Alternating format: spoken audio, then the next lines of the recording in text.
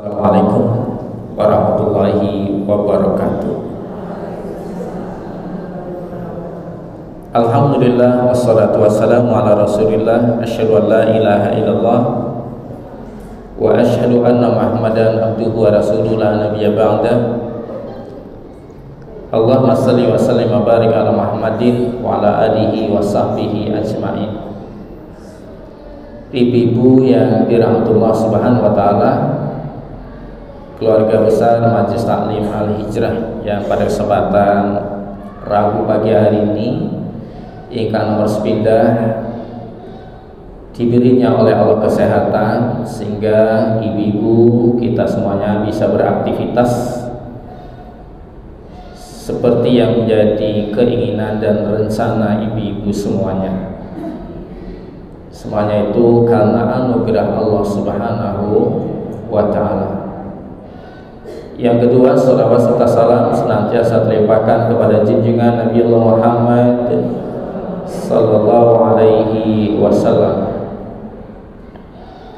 Yang ketiga, kita sangat bersyukur kehadiran Allah Subhanahu wa taala bahwa dipertemukannya ibu-ibu satu dengan yang lain, dan kita semuanya ini dipertemukan oleh Allah di masjid, di rumahnya Allah Subhanahu wa ta'ala, rumah yang teramat sangat mulianya, yang karena keberadaan masjid itu berimplikasi ada hal-hal janji kemuliaan yang diberikan Allah Subhanahu wa ta'ala kepada kita sebagai hambanya lewat statement pernyataan hadis Nabiullah Muhammad sallallahu alaihi wasallam. Dalam satu ungkapan hadis beliau bersabda, wa majtama'a qaumun fi baitin min buyutillahi, tidak berkumpul-kumpul suatu kaum di antara umatku fi baitin min buyutillahi, pada satu rumah di antara rumah-rumahnya Allah Subhanahu wa ta'ala. Dan masjid ini adalah rumah Allah Subhanahu wa ta'ala. Kita bersyukur kepada Allah bahwa ibu-ibu kita ini ketemunya satu dengan yang lain bukan di tempat kita lihat jadilannya. Ya, kita bersyukur. Yang kedua, kita juga tidak ketemu satu dengan yang lain di mall. Ya, kita tidak juga ketemu satu dengan lain di kafe. Untuk ibu-ibu kayaknya nggak kenal kafe ya, nggak kenal ya bu ya, nggak kenal. Ya, kenalnya mall. Karena untuk kafe itu lebih kepada anak-anak kita yang SMA atau lagi kuliah. Begitu ditanya mau kemana, ini mau ke kafe. Loh, kok ke kafe? Ya, mau nonton wifi sama teman-teman. Ya, baik. Tidak berkumpul-kumpul di antara umatku pada satu rumah di antara rumah-rumahnya Allah. Yatluna kitaballahi, yang di dalam rumah itu, yatluna kitaballah, ibu-ibu membaca Al-Quran. Tadi sudah dibacakan ayat Al-Quran dan nanti akan kita baca satu ayat Al-Quran berikut. Wa yatadarasunahu bainahum, dan ayat itu ditadaruskan. Jadi prinsip thalabul ilmi itu adalah mempelajari agama. Betapapun ada satu ungkapan hadis lain, thalabul ilmi faridatun ala kulli muslimin wa muslimatin. Mencari ilmu itu hukumnya apa ibu? Fardhu wajib, fardhu ain. Jadi setiap orang mukmin sesungguhnya harus pintar, dalam tanda kutip, ya, harus terus belajar, harus terus bersemangat termotivasi untuk thalabul ilmi. Betapapun untuk sekelas ibu-ibu kita ini karena satu faktor kesibukan, ya, yang kedua faktor apa kira-kira kesehatan, yang ketiga faktor ibu-ibu ini sudah menjelang tua atau agak tua, ya, menginjak tua ya, atau ibu-ibu baru dewasa. Ya, orang kalau sudah umuran 40 tahun, 45, kayaknya di sini paling muda kayaknya 40 ya. Ya, ibu berapa ibu? Hah? Ibu masih 32? Ya. Jadi sunatullah ya ibu ya, matematis, logik. Kalau ibu-ibu semakin kita berumur, kok kayaknya badan semakin apa kira-kira? Saya nggak bilang semakin gemuk ya, ya, semakin lemah, ya.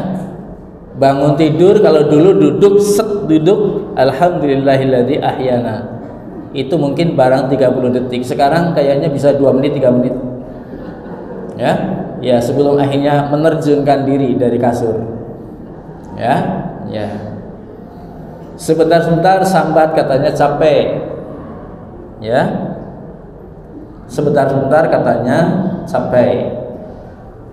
Ini, tapi itu matematis nggak apa-apa. Baik ya, ibu yang dari Allah Subhanahu Wa Taala.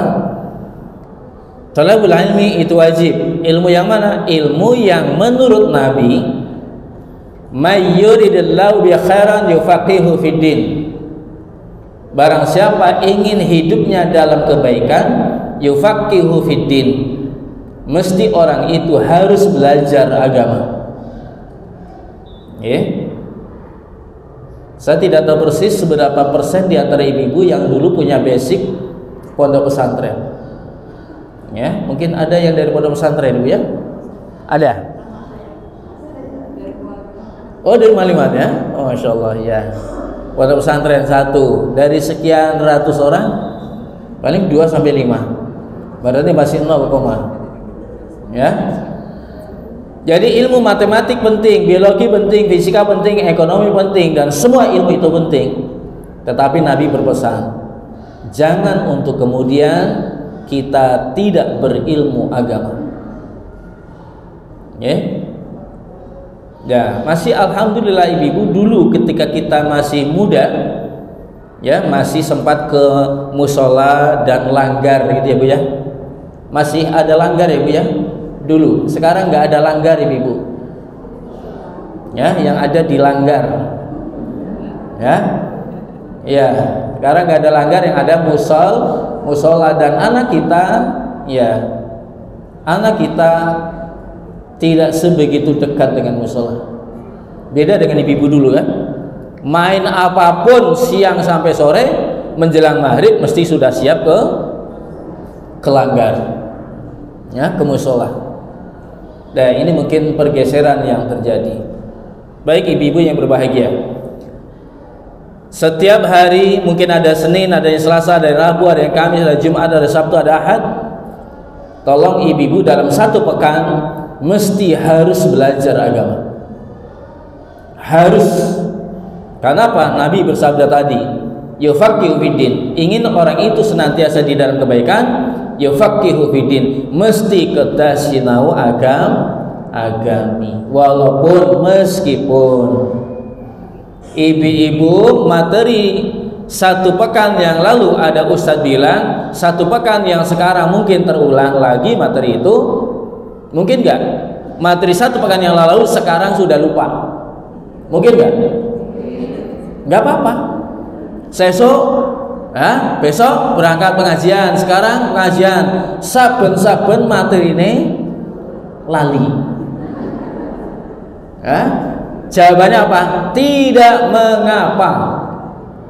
Ya, ya tidak mengapa. Walaupun apa? Sudah potensi daya ingatnya berkurang sehingga mudah lupa, sudah kayak gitu, kalau tidak pengajian ngantuk.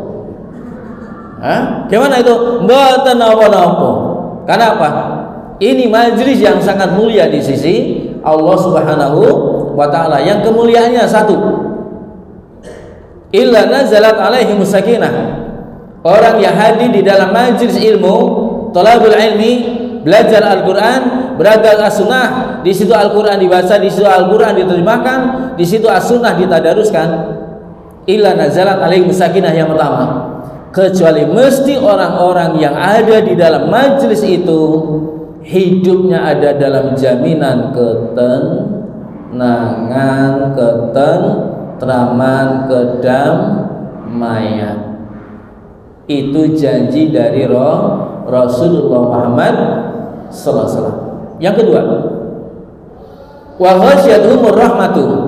Orang yang hadir di dalam majelis itu dipayungi oleh rahmat Allah Subhanahu wa taala. Rahmat ini mahal. Dan rahmat ini tidak bisa dirasionalkan. Ibu-ibu makan apapun enak, itu rahmat. Karena ada orang makan apapun tidak enak. Rumah ibu mungkin biasa-biasa, tetapi sangat nyaman dan menimbulkan ketenangan. Ibu-ibu ada nggak yang di sini punya tabungan simpanan emas batangan? Ada nggak? Oh enggak ya? Oh ya, berarti bukan emas batangan ya tabungannya, ibu dolar ya? Ya, mungkinlah ada di antara ibu yang tabungannya puluhan juta, ratusan juta. Ya. Uang menjadi jalan kebahagiaan, iya bisa jadi. Tetapi uang bukan satu-satunya menjadi penjaminan ketenangan. Maka yang kedua, rahmat. Ibu naik motor, ibu naik mobil. Menurut rasio kita, ibu sebenarnya mesti kudu tabrakan. Tapi kenapa tidak ketabrakan? Karena ada di situ rahmat Allah Subhanahu wa taala. Yang ketiga sekarang, wa hafathumul malaikah. Orang yang hadir di dalam majelis taklim, yang di situ dibacakan ayat Al-Qur'an, yang di situ ditadaruskannya. Yang ketiga, wa hafathumul malaikah, dikelilingi oleh para malaikat. Terus malaikat ngapain mengelilingi ibu? Ya, di depan masjid kita nggak perlu ada brimob, nggak perlu ada satpol pp, nggak perlu ada linmas, nggak perlu ada pengamal yang mengamankan kita. Tapi ibu-ibu kita ini yang berada di dalam masjid, baca Al-Quran, mentadaruskan.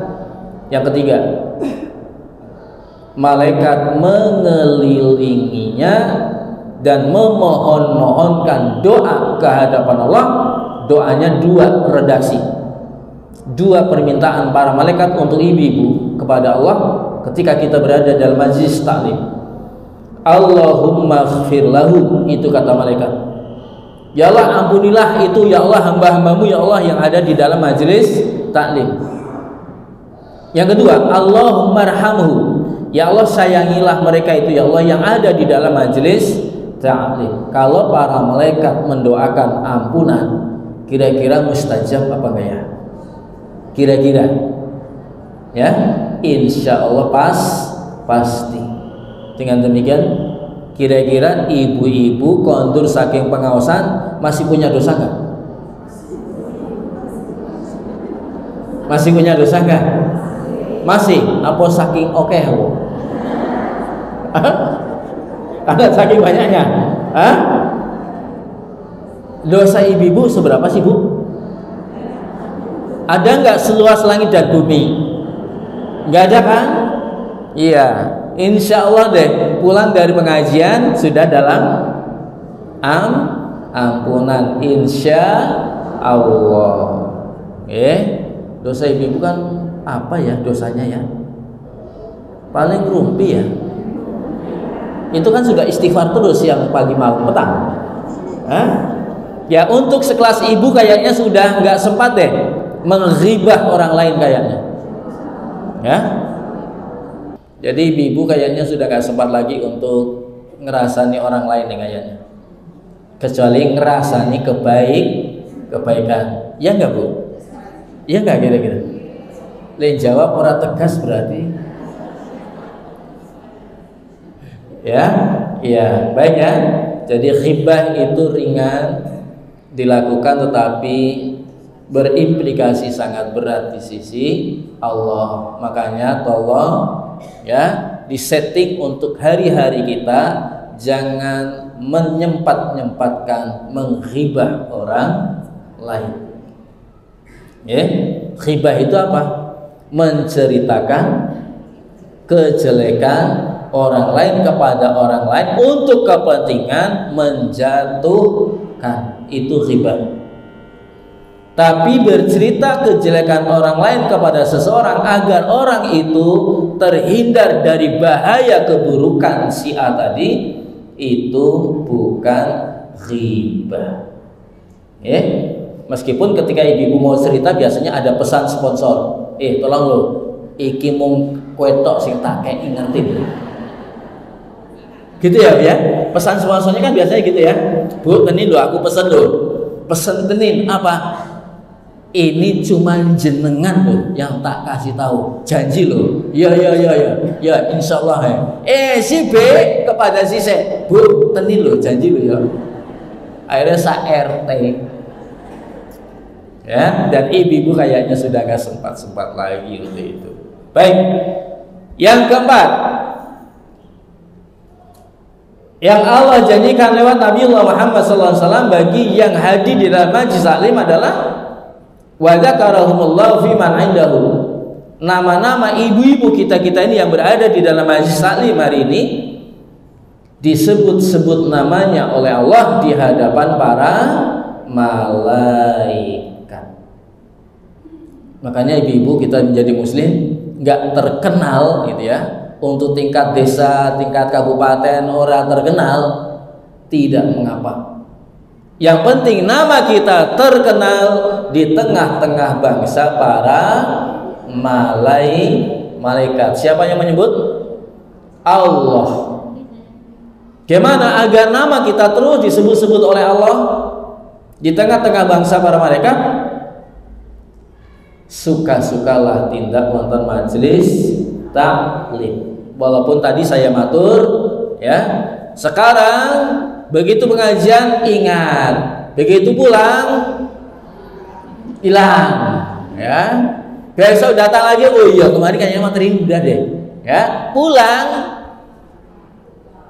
hilang ya, nggak apa-apa ya, nggak apa-apa. Dulu sahabat ada yang mengadu pada Nabi, ya Rasulullah, kalau saya sedang bertaklim sama Nabi, mendengar tausiah Nabi, yang ada di dalam pikiran saya itu surga neraka, jalan surga pokoknya saya akan begini, karena neraka begini saya maka tidak akan begini. Ya Rasulullah, tapi ketika saya udah pulang ke rumah, ingatan saya ke surga neraka kok hilang ya. Nah, ini sambatnya seorang sahabat. Jadi ketika saya di depan sahabat, di depan Nabi, yang saya ingat surga harus saya raih. Dengan ini. Neraka begini, maka kita harus saya jauhi. Tapi begitu saya ketemu istri, ketemu anak, ya Rasulullah, kok ingatan surga nerakanya kok ya hilang ya Rasulullah. Apa kata Nabi? Sa'atan, teruslah sedikit demi sedikit. Yang namanya daya ingat memang terbatas. Jadi pesan Nabi, terus jangan kamu jauh dari tempat ilmu itu. Sa'atan, walaupun kamu mendapatkannya sedikit demi sedikit, dan walaupun kamu mengamalkannya juga proses sedikit demi sedikit. Sa'atan sudah menjadi bahasa Indonesia saat demi saat. Okay? Waktu demi waktu. Baik ibu-ibu yang dirahmati Allah SWT, pada kesempatan pagi hari ini topik yang dimintakannya adalah persoalan syubhat. Okay? Syubhat itu tengah-tengah antara halal dan haram. Ya, baik. Kita baca dulu satu ayat ya, ibu, biar kita mendapati barokahnya. Surat Ali Imran ayat 10. Saya baca, ibu-ibu mengikuti, nanti saya terjemahkan dan kita tadaruskan. A'udzu billahi minasy syaithanir rajim. Monggo.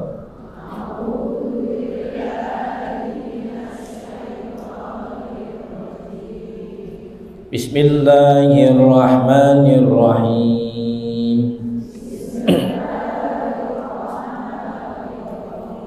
Kuntum khaira ummatin ukhrijat lin-nasi ta'muruna bil ma'rufi wa tanhauna 'anil munkari wa tu'minuna billah walau amana ahlul kitabi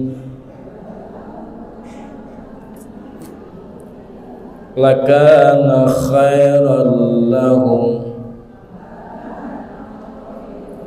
minhumul mu'minuna wa aksaruhumul fasiqun.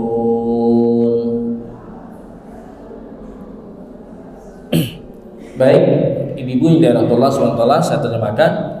Kuntum adalah kamu sekalian khairu ummatin, generasi manusia terbaik, kata Allah. Jadi ini ibu, kita oleh Allah diberikan sanjungan yang luar biasa. Kuntum khairu ummatin, kamu sekalian, siapa itu? Umat Nabi Allah Muhammad sallallahu alaihi wasallam. Umat Nabi Muhammad yang mana? Yang dikatai dalam Al-Quran ini, yang disebutnya oleh Allah sebagai khair ummatin, umat Nabi Allah Muhammad sallallahu alaihi wasallam yang beriman. Beriman yang mana? Yang dimaksud dalam pengertian Al-Quran maupun Sunnah, beriman dengan pondasi keimanannya asyhadu alla ilaha illallah wa asyhadu anna muhammadar rasulullah. Itu yang dimaksud kata iman menurut Al-Quran maupun Sunnah. Saya ulang-ulang pemahaman yang seperti ini karena untuk membedakan pengertian iman dalam pengertian etimologi bahasa. Iman artinya percaya kepada Tuhan, percaya akan kehidupan sesudah mati. Maka orang tersebut dikatakan beriman. Karena itu setiap orang beragama punya iman. Orang Katolik punya iman enggak? Punya. Orang Protestan punya. Hindu punya. Konghucu punya. Buddha punya. Shinto itu agama mana? Di Jepang ya, yang kemudian disimbolisasikan dengan matahari benderanya. Orang Jepang punya iman. Ya, apa? Percaya kalau manusia di bumi ini tanpa matahari tidak mungkin dunia ada kehidupan. Karena itu orang Jepang memposisikan harus menyembah matahari, karena tanpa matahari tidak mungkin di bumi ada kehidupan. dia punya iman, ya, mereka punya kepercayaan. Tetapi orang-orang yang beriman lebih cerdas daripada orang Jepang. Ya, kalau bumi tanpa matahari tidak mungkin ada kehidupan. Yang karena itu matahari harus disembah dan diagung-agungkan. Orang mukmin lebih cerdas. Kenapa?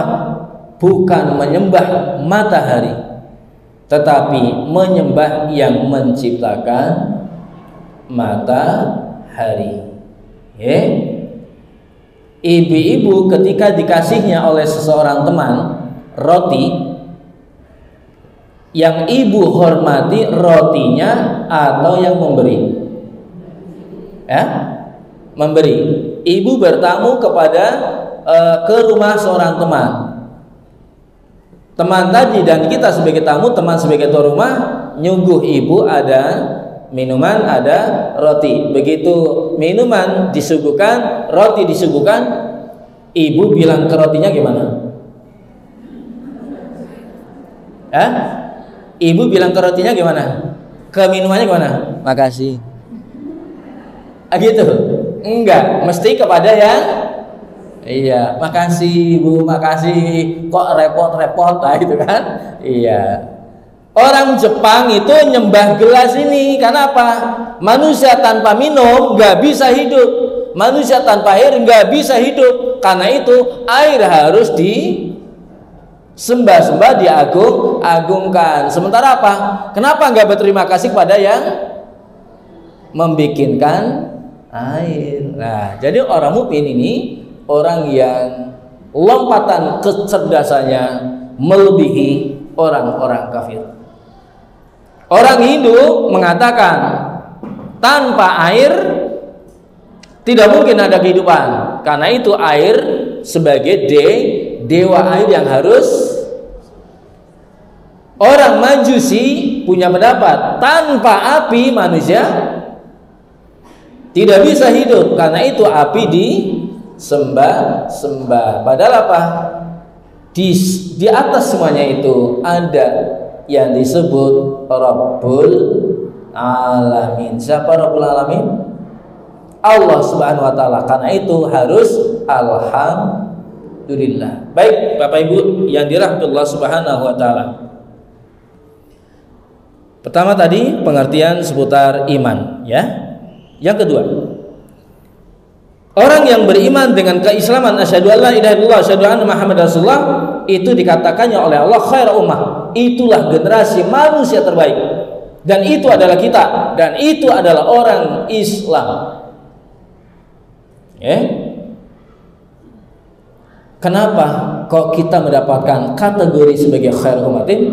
Karena 3 kategori. 1, tu'minuna billahi, karena kamu sekalian beriman kepada Allah. Yang kedua, di sana ibu-ibu difahamkan mana itu ma'ruf, yang itu ibu diperintahkan ta'muruna, menyuruh, mengajak, ya. Yang ketiga, wa tanhauna 'anil munkari. Pengertian ma'ruf dan mungkar hanya ada di dalam Islam. Pengertian ma'ruf dan mungkar hanya ada pada kata Islam. Ada halal, ada haram, itu hanya ada di dalam Islam. Di luar Islam nggak ada halal, nggak ada haram. Di luar Islam tidak ada ma'ruf, tidak ada mungkar. Karena itu orang di luar Islam tidak akan bisa menentukan mana benar, mana salah, kecuali dia berkata, oh ini yang benar, itu karena faktor naluri. Contoh ibu-ibu. Ibu-ibu kalau makan dan minum pakai tangan kanan. Kenapa Bu? Enggak tangan kiri saja? Karena tangan kiri lagi repot us. Oh gitu? Enggak.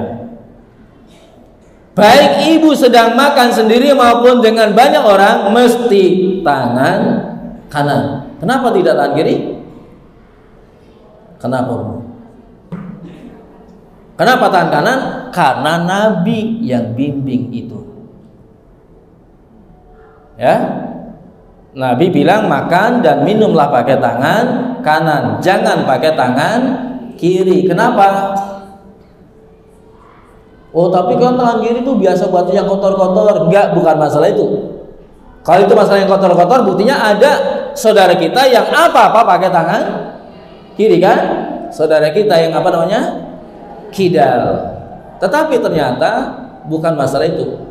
Nabi menyebutnya makan dan minumlah pakai tangan kanan dan jangan pakai tangan kiri. Karena apa? Setan kalau makan dan minum pakai tangan kiri. Orang barat pertanyaannya, orang Eropa, orang barat yang notabene-nya mereka tidak beragama Islam, ada nggak yang kalau makan pakai tangan kanan?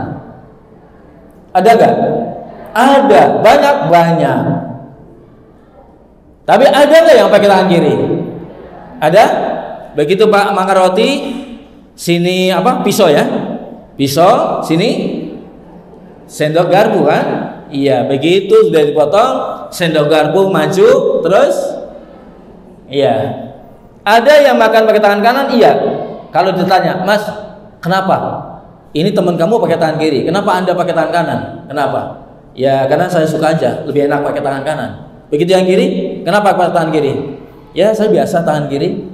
Jawabannya mesti ya tidak akan sampai pada mana benar mana salah. Sementara ibu kenapa nggak pakai tangan kiri? Karena Nabi nyuruhnya pakai tangan kanan.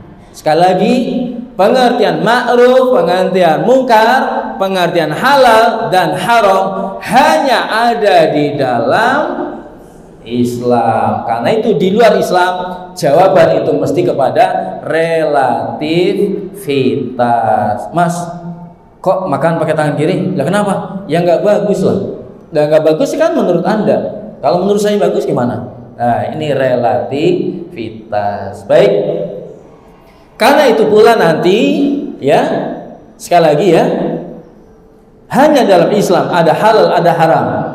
Hanya di dalam Islam ada kata ma'ruf, ada kata mungkar. Dan semua perilaku kehidupan kita dalam keseharian dari mau tidur sampai mau tidur lagi, itu semua ada di dalam bimbingan dan arahan baik dari Al-Quran maupun sunnah Nabiullah Muhammad sallallahu alaihi wasallam. Ibu-ibu kalau masuk rumah teman, saudara, kita bertamu, apa yang ibu lakukan? Ucapkan itu ngikutin siapa? Ngikutin? Iya, Rasulullah SAW. Ada hadisnya apa? Nggak tahu sih, itu kan? Ya, ada. Surat An-Nur mengatakan, ya ayyuhalladzina amanu la tadkhulu buyutan khaira buyutikum hatta tasta'nisu wa tusallimu ala ahliha. Wahai orang-orang yang beriman, ini yang diundang siapa? Orang-orang yang beriman. Kalau Allah memanggil, hai orang-orang yang beriman, mesti Allah punya maksud. Kalau tidak karena melarang, kalau tidak juga karena menyuruh. Ya. Di dalam Al-Quran gak ada satupun ayat yang menyebut ya ayyuhalladzina kafaru yang terkait dengan perintah maupun larangan. Dari 6.236 ayat Al-Quran, tidak ada satupun ayat yang menyebut ya ayyuhalladzina kafaru. Gak ada. Kenapa? Karena Allah tidak punya kepentingan dengan orang kafir. Tapi kenapa hanya untuk memasuki rumah seseorang Allah bilang ya ayyuhalladzina amanu, wahai orang-orang yang beriman.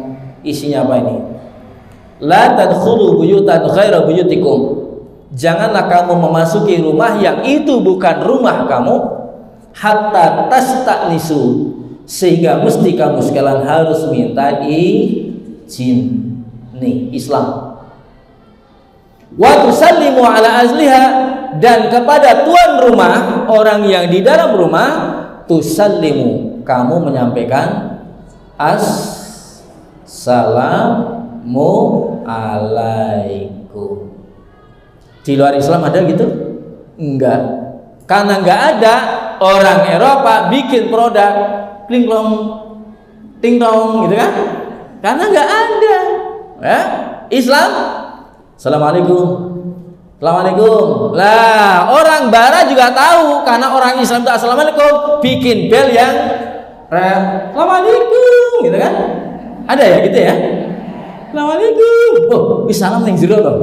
Nah, itu karena apa? Itu karena market, ya, itu karena pasar. Ya, ini. Baik ibu-ibu yang dirahmati Allah Subhanahu wa taala. Jadi kenapa kita masuk rumah seorang harus Assalamualaikum? Quran yang bimbing. Ibu-ibu kalau masuk rumah baca doa apa? Masuk rumah apa yang diucapkan? Juga Assalamualaikum, walaupun di rumah tidak ada siapa-siapa. Karena Nabi bersabda, meski engkau bersalam dan tidak ada seorang pun yang ada di dalam, maka salam itu kembali kepada diri orang yang mengucapkannya. Islam. Tadi ibu-ibu masuk masjid ada caranya enggak? Ada. Ibu masuk masjid tadi kepalanya dulu atau tangannya dulu? Hah? Kaki. Kakinya mana? Dua-duanya? Oh, kelinci itu. Hah? Kanan dulu. Ada caranya. Dan itu hanya Islam. Karena itu Allah tadi berfirman, kuntum khair umatin, dan kalian itulah generasi manusia terbaik. Kenapa? Serba dalam perilaku kesehariannya, dalam aturan. Ibu pakai baju lengan kanan, kiri dulu atau kanan dulu? Ada lengannya nggak bu bajunya? Oh ada ya.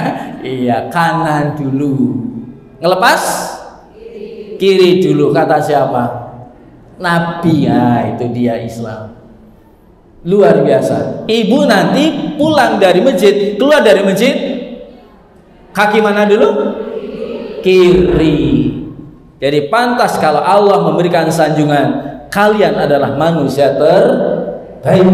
Ukhrijat linas, yang dikeluarkan oleh Allah, yang diciptakan oleh Allah, yang disetting oleh Allah untuk sekian banyak manusia yang di dunia. Jadi manusia siapapun orangnya harus berkiblat kepada orang Islam. Jadi jangan sampai ibu-ibu kita ini yang meniru-niru orang di luar Islam. Baik, ada halal, ada haram, tapi ini yang harus hati-hati juga. Nabi kasih tahu, innal halala bayyinun wa innal harama bayyinun. Mana itu halal sudah jelas, Qur'annya sudah jelas, hadis sudah menerangkan. Khamr halal atau haram? Haram, jelas. Ya. Minuman sekoteng atau sekoteng? Sekoteng. Saudara kita yang dari Sulawesi itu sekoteng ya. Iya, pecel lele. Kalau ibu kan pecel lele. Ya? Iya. Kalau saudara kita Indonesia Timur, Sulawesi, Kalimantan, pecel lele. Ya, pecel lele. Karena memang tidak ada A B C D E. Enggak ada. Yang ada Jadi salah enggak pecel lele? Enggak salah ya. Baik. Baik ya. Jadi ada halal, ada haram, dan yang diantara keduanya. Yang halal yang mana? Minuman jahe, minuman teh, minuman kopi itu halal. Air putih halal. Yang haram, innamal khamru, khamr haram. Jelas. Mana halal, mana halal, mana haram. Jelas. Tetapi ini yang Nabi pesankan kepada kita untuk berhati-hati. Wa bainahuma, dan diantara keduanya ini ada loh status makanan, minuman, atau mungkin baju yang di situ syubhat. Ya. Ya. Dan syubhat ini ya la ya'lamuhunna katsirun minan nas. Banyak di antara manusia yang tidak mengetahuinya. Ya, kalau halal haram jelas. Ibu nggak mungkin minum vodka kan? Nggak mungkin. Meskipun sekarang ada minuman yang oleh Kementerian Agama khamr dikasih label halal. Ya, karena apa? Standarisasi kehalalan tidak lagi dipegang oleh MUI, tetapi oleh Kementerian Agama. Makanya kemarin ada minuman keras itu, ya, ada label halal yang tulisannya apa ya, ungu ya, ungu dan bentuknya apa itu? Kayak simbol Jogja itu gunungan ya. Ya, baik. Jadi mana halal, mana haram? Ibu berpakaian kayak gini halal. Iya, yang haram? Ya, ibu pakai hijab halal. Iya, yang haram? Yang haram? Ngelepas hijab. Ibu di depan masjid, parkiran, ngelepas hijab, halal atau haram? Haram. Begitu pakai hijab, halal atau haram? Halal.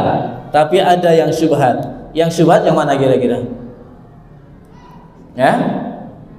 Yang syubhat? Ya, ini biasanya hubungannya dengan desain.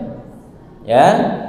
Ada penutup aurat tapi cuma sampai sini, ada nggak itu? Ada ya, cuma sampai sini ya, sininya enggak. Ya kan?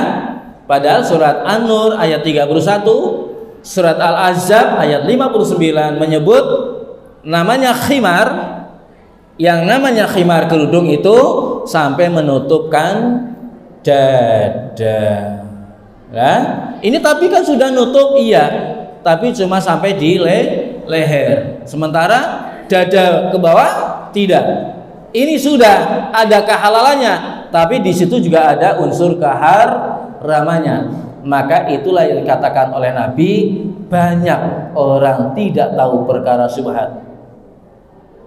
Nah, terus gimana? Ini halal, ini haram, terus syubhat statusnya waman waqa'a fi syubhati. Barang siapa yang terjatuh di dalam perkara syubhat, waqa'a fil haram, maka sungguh dia telah terjatuh dalam perkara haram.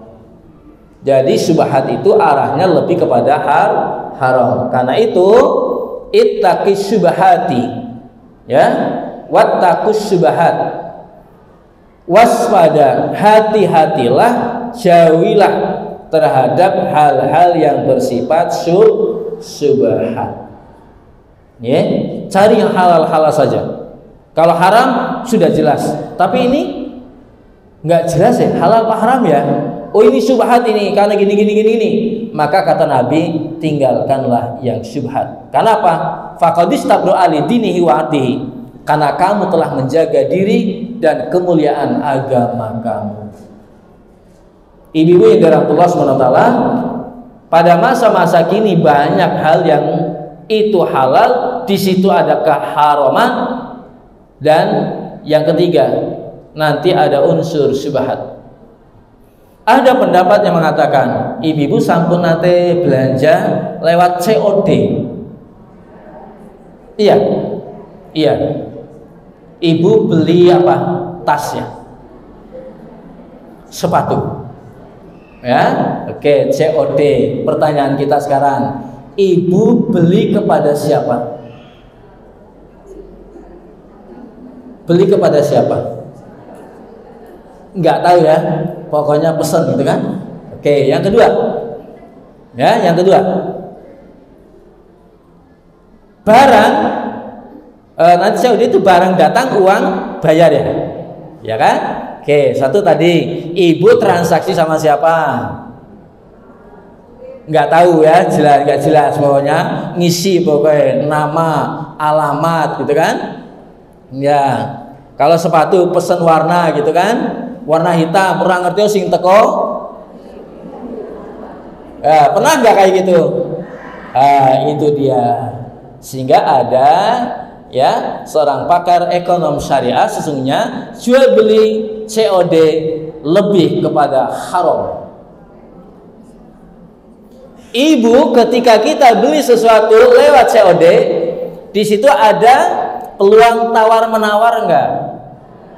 Enggak. Pokoknya sak mono regane gitu kan? Iya. Padahal Nabi bersabda, al-bay'ani bil khiyar. Al-bay'ani bil khiyar. Penjual dan pembeli ada hak. Penjual berhak menawarkan barang, pembeli berhak menawar harga. COD ada tawar menawar? Enggak. Yang ketiga, ketika penjual dan pembeli ya face to face, ini rusak barangnya, buat dikurangi harganya. Ye, sampun monggo. Kenapa dikurangi harganya? Karena ada kerusakan. Atau sebaliknya, ini barangnya bagus, makanya harganya sekian. Oh ya sudah. Maka yang ketiga ada unsur antarodin, jelas. Tadi tawar menawar, yang kedua jelas. Oh, kenapa ini kok lebih murah? Itu ada sedikit ya, barangnya sedikit cedera atau rusak. Makanya harganya lebih. Nah, kalau COD mungkin nggak harganya sekian, tuku karo sopo, transaksikan dengan siapapun, tiba-tiba sampai rumah, loh, kok tasnya sudah rusak? Mungkin nggak? Mungkin. Karena itu ya ada yang berpendapat perilaku transaksi COD adalah haram. Nah, terus gimana ya? Ibu-ibu aja beli bakso COD kok. Iya betul? Iya ya? Iya, tapi bukan COD ya, M-banking ya. Iya, sekarang ibu-ibu lihat TV, mamanya anak kita lihat TV, tiba-tiba pingklong. Siapa tamu? Nggak taunya apa? Pesan pizza tanpa tahu menahu bapak ibunya. Iso sekarang, ya. Baik. Satu sisi itu kemudahan dalam kehidupan, menata kehidupan kita. Ya, tetapi ini yang harus kita hati-hati. Ya, makanya ada transaksi COD yang tolong kalau nyampe barang dibuka ya. Ya, ibu-ibu biasanya sempat buka enggak ya, wis percaya wae gitu kan. Ternyata apa? Barang yang kita beli tidak sesuai dengan. Nah, ini sesungguhnya persoalan ibu yang ditipu, korban penipuan, itu ibu bersyukur sebagai korban. Ya, tetapi yang sangat berdosa dan sangat tidak barokah adalah penjual yang mengirim barang tidak sesuai dengan pesanan. Baik ya, di situ ada kehalalan karena barangnya halal, tas, nggak ada unsur najis. Ya, tapi di situ ada unsur syubhat. Kenapa? Transaksinya juga sama siapa? Barang rusak nanti protes kepada siapa? Ya. Ini baik ibu-ibu yang dirahmati Allah SWT. Saya ditanya juga sama istri, terus mas, lo piye? Saya bilang, kalau mau COD-an dipastikan bahwa barang itu pasti ya tidak ada unsur keharaman. Yang kedua ya transaksinya jelas. Yang ketiga jangan diterima sebelum dibongkar. Ya, untuk memastikan barang itu sesuai nggak dengan yang kita pesan, ya, karena memang di situ ada unsur apa tadi, ya, ghurur atau ghurur, ya, bisa tipu. Baik ibu-ibu yang dirahmati Allah Subhanahu Wa Taala, jadi ini sekedar satu kasus contoh, ya, pakaian berhijab itu halal, buka hijab haram. Terus yang syubhat yang mana nih, ya? Pakaian tetapi satu Nabi memberikan gambaran bahannya transparan. Yang kedua bahannya tebal juga tetapi menggambarkan lekuk tubuh, ya. Lah ini syubhat. Tapi karena syubhat kata Nabi siapa yang membiasakan diri dalam kesyubhatan, waqa'a fil haram. Endingnya dia nanti akan jatuh kepada hal yang haram. Pertama kali malu memakai baju yang sedikit agak ngepas, tapi lama-lama nikmat saja. Ya, itu yang disampaikan Nabi Muhammad sallallahu alaihi wasallam. Baik ibu yang dirahmati Allah Subhanahu wa taala, jadi prinsipnya seorang mukmin ambillah yang halal, tinggalkan yang haram. Untuk yang syubhat, berhati-hatilah kata Nabi Muhammad sallallahu alaihi wasallam. Meskipun untuk kehidupan kita sekarang ini mungkin sedikit agak susah untuk sama sekali tidak terlibat di dalam hal yang syubhat tadi. Demikian yang dapat saya sampaikan pada taklim pagi hari ini, mudah-mudahan bermanfaat. Wabillahi taufiq wal hidayah. Assalamualaikum warahmatullahi wabarakatuh.